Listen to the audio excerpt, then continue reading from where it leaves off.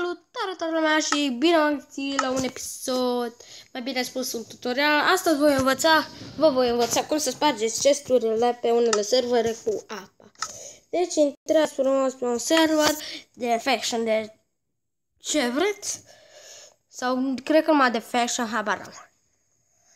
Bun, am ascuns eu aici, are și păgăloc, un chest, fix lângă warp exit.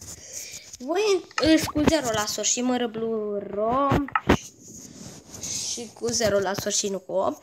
Voi intra pe contul meu original pe care am iteme, play, frumos MCX.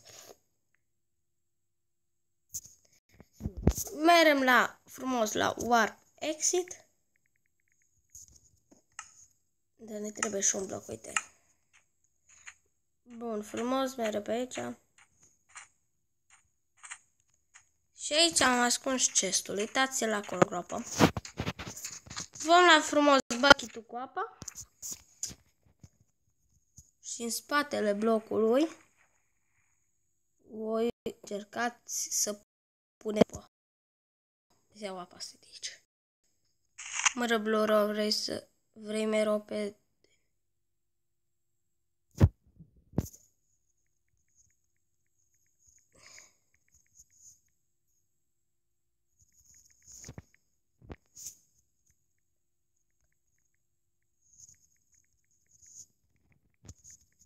Vreau să mă putească.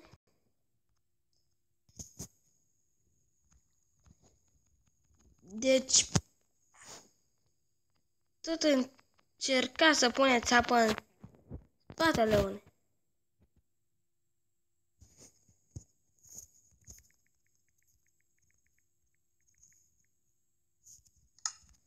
Am uitat că nu trebuie să stai pe shift.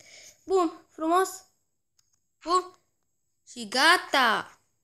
Gigel. 2 de pe ea. No.